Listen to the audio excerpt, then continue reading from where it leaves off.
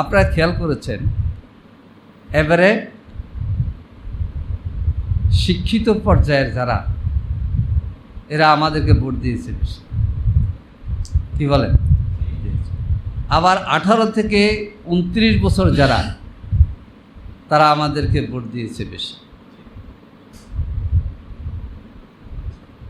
আমাদের ভোটের গতি মন্তর হয়েছে গিয়ে শ্রমিক শ্রেণী, অতীতের তুলনায় শ্রমিকদের ভোট আমরা পেয়েছি বেশি, কিন্তু সরকার গঠন করার জন্যে একেবারে অধস্তন লেভেলের প্রান্তিক জনগোষ্ঠীর ভোট যত পাওয়ার কথা সেটা আমরা পাই।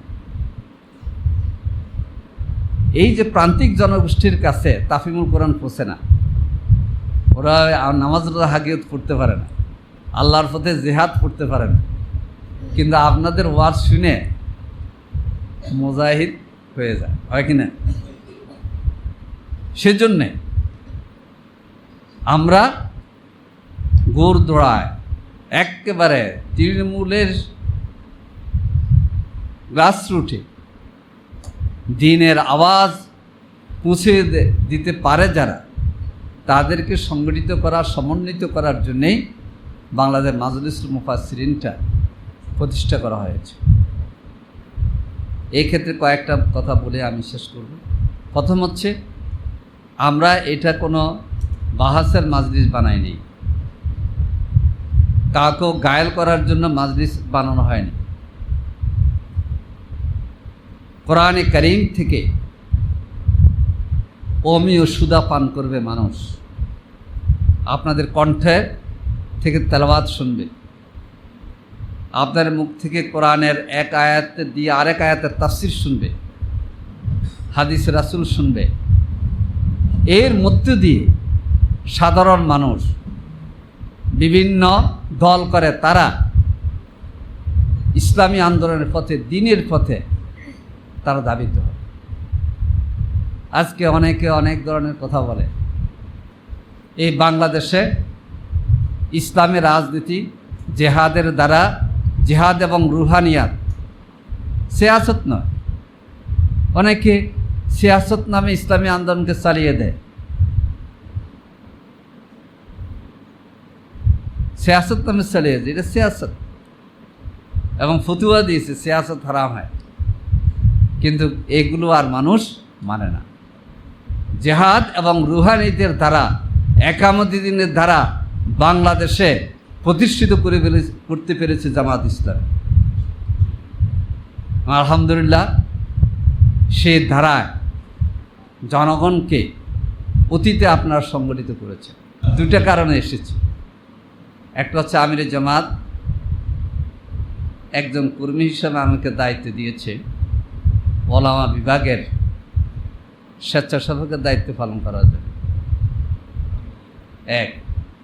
দ্বিতীয় হচ্ছে আল্লাহ রসুলের সে হাদিস, ওয়াজাবাত মহাব্বাতি লিল মুতাহাবিনা ফিয়া ওয়াল মুতাজালিসিনা ফিয়া ওয়াল মুতাজাবিরিনা ফিয়া ওয়াল মুতাবাজিলিনা ফিয়া। অর্থ সময় যেহেতু অন্য আরেকটি প্রোগ্রাম ধরবো, সেজন্য বললাম না। সে মহব্বতের অংশ হিসাবে আপনাদের সোহবতে আসা, যাতে আপনাদের কথা শুনলে নিজের ইমান আমলটা আরও তরক্কি হয়। কিন্তু কিছু শুনেছি, আর সামনে ইনশাআল্লাহ শুনব। সম্মানিত উলামায়ে কেরাম, আজকের আয়োজনটা হচ্ছে সিয়াম রমাদান কেন্দ্রিক, কিন্তু এক্ষেত্রে আমি যা বলবো তার থেকে সব বেশি ইনফরমেশান, আমল আপনাদের বেশি। কেমন? এই প্রোগ্রামটা আয়োজন করেছি আমরা যে ত্রয়োদশ জাতীয় সংসদ নির্বাচনের পর আমাদের মধ্যে নানামুখী চিন্তা কাজ করছে। কেউ খুশি হয়েছে, কেউ বললেন খুশি হয়েছি কিন্তু প্রধানমন্ত্রী তো হইতে পারলাম, এ ভালো আছে। কিন্তু আমাদের কথা হচ্ছে অমা তাশাউনা ইল্লা আইয়াশাআল্লাহু রাব্বুল আলামিন, অমা তাশাউনা ইল্লা আইয়াশাআল্লাহু রাব্বুল আলামিন। এটাই আমরা মনে করি। আমরা অনেক চেষ্টা করেছি, এখানে যারা আছেন নানামুখী চেষ্টা করেছে। আল্লাহ তাআলা আমাদের জন্য সর্বশেষ যতটুকু অর্জন করে আমরা এগিয়ে যাবে তা আমাদেরকে দিয়েছেন, আলহামদুলিল্লাহ। এই ক্ষেত্রে ওলামায়ে হযরাতের অবদান অনেক। আমার আগের বক্তা বলে গিয়েছেন যে আপনাদের ওয়াজ নসিহত, তারপরে হচ্ছে তাফসির মাহফিল, এই ক্ষেত্রে অনেক কাজ দিয়েছে, এটাকে স্বীকার করতে হবে। আপনাদের কাছে আমরা আমাদের সংগঠনের পক্ষ থেকে কৃতজ্ঞতা প্রকাশ করছি যে আপনাদের ওয়াজ নসিহত এবং আপনাদের মোটিভেশন এবং তাফসির প্রোগ্রামের কারণে ময়দান অনেক উন্মুক্ত হয়েছে, প্রশস্ত হয়েছে, বিজয়ের পথে আমরা দাবিত হয়েছি। সম্মানিত ভাইরা, মাজলিসুল মুফাসসিরিন যে বৈঠকে গঠিত হয়, প্রস্তাব দেন আমির জামাত, নির্বাহীর বৈঠকে আমি ছিলাম। নির্বাহী সবাই থাকতে হয়, অনেকজন অনুপস্থিত থাকে না, আমি ছিলাম। অনেক দীর্ঘ আলোচনা হয়েছে। তা আমি মনে করি যে আমাদের এত বিস্তৃত সংগঠন থাকার পরও আরেকটি সাইড সংগঠন মাজলিসুল মুফাসসিরিনের নামে করলাম কেন?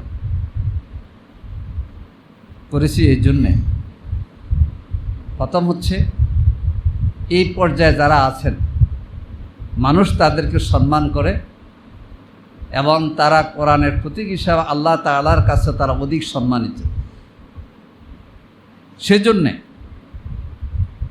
এটা আলাদা একটা স্বতন্ত্র নামে আমরা যে দিন প্রতিষ্ঠা করতে চাই, ন্যায়ভিত্তিক যে রাষ্ট্র কায়েম করতে চাই, লিয়াকুমান নাস বিল কিসত, যে বিধানের আলোকে মানুষদেরকে আদল ইনসাফের পথে পরিচালনা করতে চাই, এই ক্ষেত্রে যারা অগ্রবর্তী ভূমিকা রাখতে পারে তারা হচ্ছে মুফাসসিরিনে কেরাম, ওলামায়ে যারা।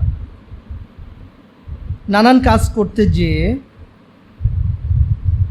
যারা আমরা আলেম হিসাবে পরিচিত দাবি করি, আত্মসমালোচনার জায়গাটা হলো যে আসলেই ইলমি জায়গার যে হক, আমি ব্যক্তি আলেম ডেজিগনেশন নিয়ে সেটা কতটুকু পালিত হয়। আমি যদি আরও স্পেসিফিক করে বলি যে আলেম হওয়ার সাথে আরবি জানা, কোরআন হাদিস জানাটা খুব অঙ্গাঙ্গিকভাবে জড়িত। এক গ্রুপ বড় বড় আলেম আছেন যারা বিশেষ করে আমাদের মক্কা মদিনা আজহার থেকে পড়ে আসা মানুষ, তারা কিছুটা চুপচাপ, এতটা ফোকাসড না, ক্যামেরার সামনে নেই। আরেক ধরনের আমাদের ওলামায়ে ইকরাম আছেন যারা অত অধিকে হয়তো পড়েননি, আমাদের বাংলাদেশি সিস্টেমে পড়াশোনা করা, কিন্তু ক্যামেরা বা ময়দানে ফোকাস। আমি বলবো এই দুটো জায়গার কম্বিনেশন। যেহেতু আমি নিজেও মাঝে মাঝে মাঠে ময়দানে মাহফিল করেছি, তো মাহফিলের ক্ষেত্রে কেতাবি কথার চাইতে মৌলিক ইস্যুর চাইতে কিছু কম মৌলিক, কিছুটা লুসিড, কিছুটা মজাদার পাবলিক ফিল্ডে বললে মানুষ সেটা নেয়। কিন্তু টিন যেমন তাড়াতাড়ি গরম হয় আবার তাড়াতাড়ি ঠান্ডা হয়, ঠিক মৌলিক কেতাব থেকে কথা না বললে, তাফসির না আসলে মাঠ একটু হয়তো গরম হয়, কিন্তু মাঠ ছাড়ার আগে যে মেসেজ দেওয়া হয়েছে সে মেসেজটাও হারিয়ে যায়। আমার খুব আবেদন থাকবে এটা আত্মসমালোচনার জন্য যে এইখানে সাপোজ কেতাব আছে, আমি নিজেই কেতাবগুলোর নাম দেখছিলাম যে অনেক কেতাবের নাম আমি জানি না। খুব ক্লোজলি যদি মুফাসসির যিনি, তার কাছে নিশ্চয়ই তাফসির ইবনে কাসির থাকে। একদম নিজের পর্যালোচনা হলো যে তাফসির ইবনে কাসিরের আরবি টু আরবি বা আরও যত তাফসির আছে মোটামুটি আরবি টু আরবি তার এরাব, এটুকু কি আমি বুঝি নাকি আমার একটু অসুবিধা হয়ে যায়? যদি এমন হয় তাহলে যে ভাই আমি ময়দানে ফোকাস, সে ভাই আমার বহু আজহারি মাক্কি মাদানি মানুষ আছে, তার কাছ থেকে আমি একটু শিখে নিব। কারণ আরবিতে বলে উতলুবুল ইলমা মিনাল মাহদি ইলাল লাহাদ।